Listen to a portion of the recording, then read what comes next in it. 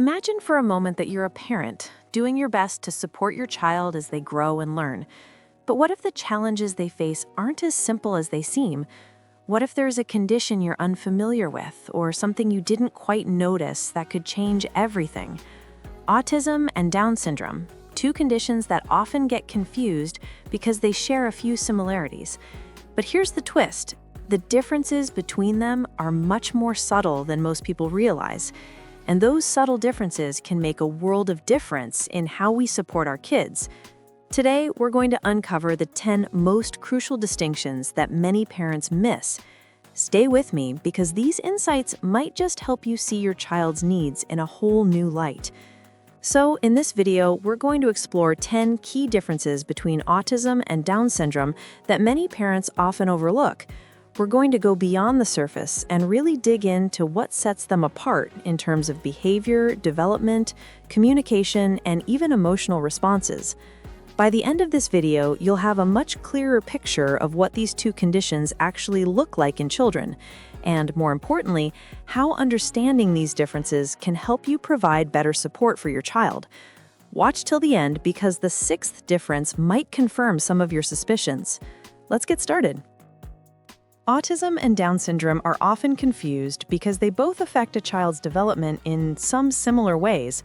But here's the thing: these two conditions stem from very different causes, and each presents its own unique set of challenges. For parents, understanding these differences can mean everything when it comes to providing the right kind of support, care, and understanding. In this section, we're going to break down the 10 key differences that can help you gain a clearer picture of how each condition affects your child. Let's start by understanding where these differences come from. Genetic differences. Let's begin with the most basic but important difference: what causes each condition? Autism is not a genetic disorder, but it does involve complex genetic factors. Scientists aren't completely sure how these factors come together to cause autism, but we know that genetics play a huge role.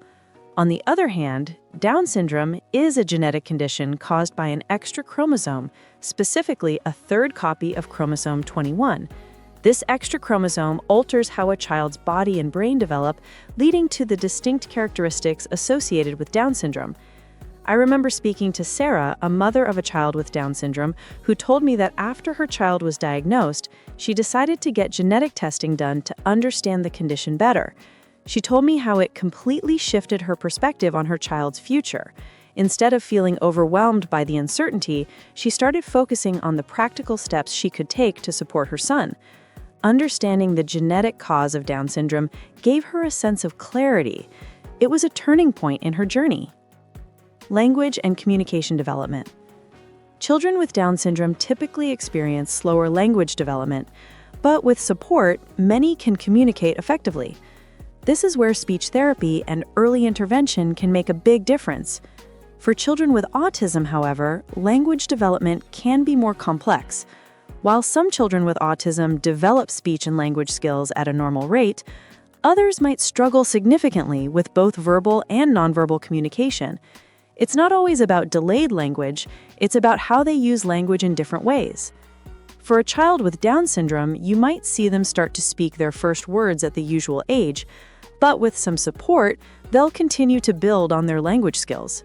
In contrast, a child with autism might have trouble saying their first words altogether, and even when they do speak, their language may be hard to understand or seem disconnected from the situation. Social interaction and behavior. When it comes to social interactions, there's another key difference. Kids with Down syndrome are often very social and love engaging with people around them. They may struggle with more complex social cues, like understanding sarcasm or body language, but they generally thrive in social settings. On the flip side, children with autism might seem more distant or even avoid social interactions altogether. They can find it difficult to engage with others, make eye contact, or understand social norms, and they may prefer to be alone. I remember working with a child named Ethan who has autism. In a group setting, Ethan would avoid eye contact and struggle to join in with the other kids. While his peers were laughing and chatting, he'd be off to the side, deeply focused on his own interests. Contrast that with Lily, who has Down syndrome. She would walk into the same group, greet everyone with a big smile, and try to get involved in whatever was going on, even though she didn't always understand the conversation fully. Think about it. How many other parents out there are struggling just like you, wondering if they're missing the signs? You could be the one who gets ahead of the curve by subscribing. If you don't, you'll just be left wondering what could have been. 4. Sensory processing differences. Sensory processing differences are another area where autism and Down syndrome are worlds apart. Children with autism often experience heightened sensory sensitivities. They may react intensely to bright lights, certain textures, or loud sounds, things that other children wouldn't think twice about. Children with Down syndrome, however, don't have the same kind of sensory sensitivities. They might be more tolerant of sensory input or experience sensory overload in a more mild way. For a child with autism, walking into a busy, brightly lit supermarket could trigger a meltdown due to the noise and lights. But a child with Down syndrome might not have the same reaction. They might get tired or a little overstimulated, but not to the same extreme. Repetitive behaviors. One hallmark of autism is repetitive behaviors. These can include things like hand flapping, rocking back and forth, or repeating the same action over and over again. These behaviors help children with autism manage anxiety or make sense of their world.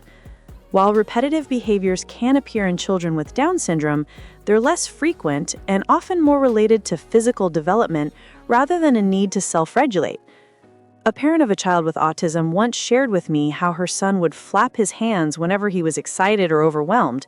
At first, she didn't understand why he did it, but over time she realized it was his way of coping with stress.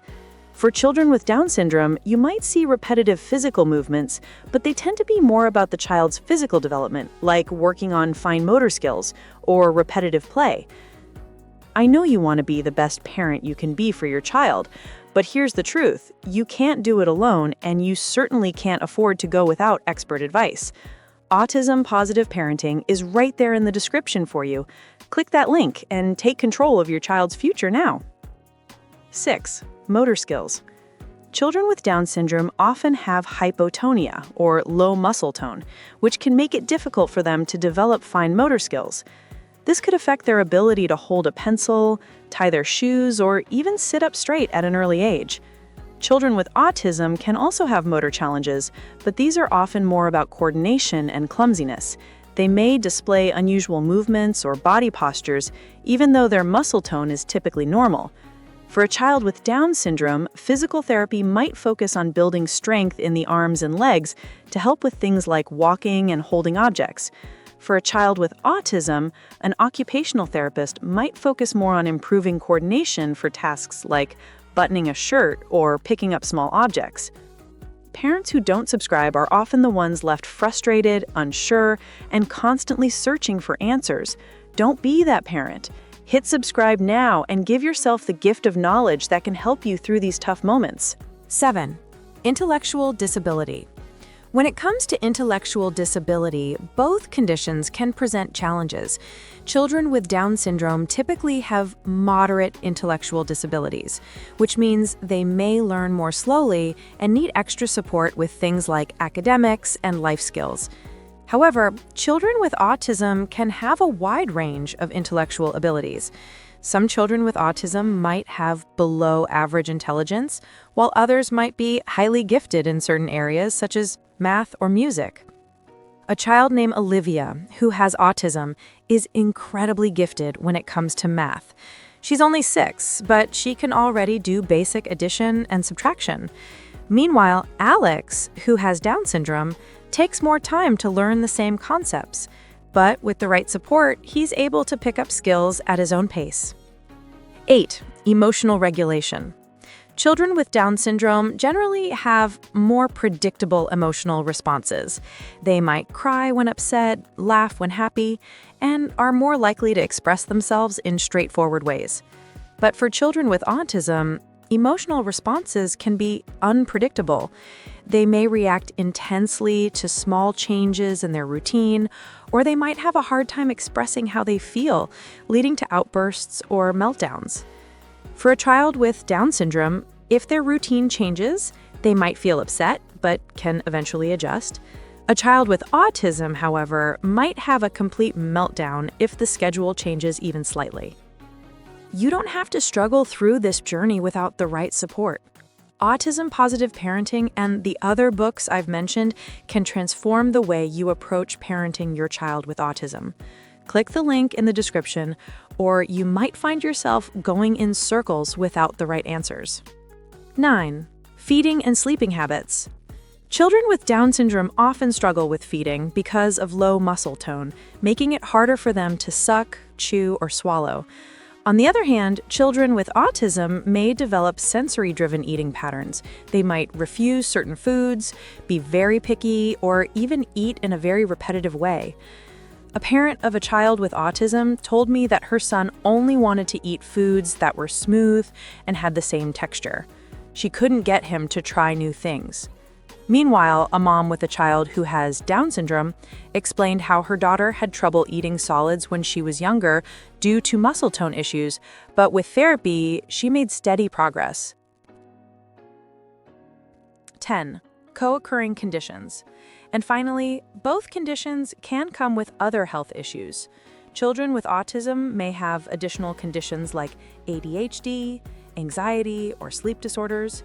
Children with Down syndrome, however, are more likely to experience heart problems, thyroid issues, or hearing loss, which are common features of the condition.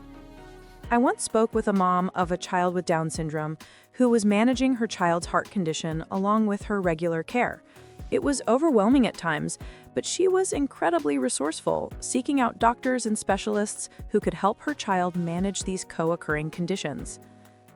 Now, we've covered some pretty important differences between autism and Down syndrome, and I'm sure a lot of this might be new information for you. So let me ask you, did anything in particular stand out to you today?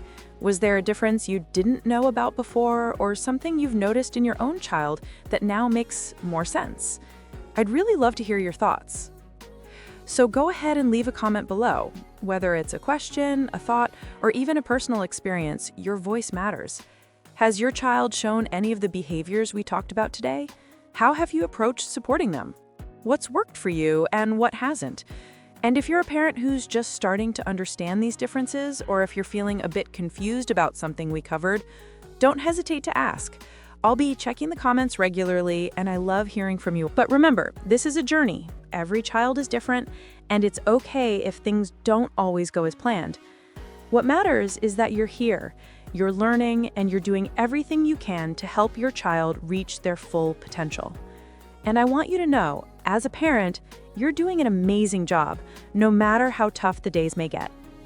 If you found this video helpful, or if it sparked some new insights, I encourage you to keep exploring.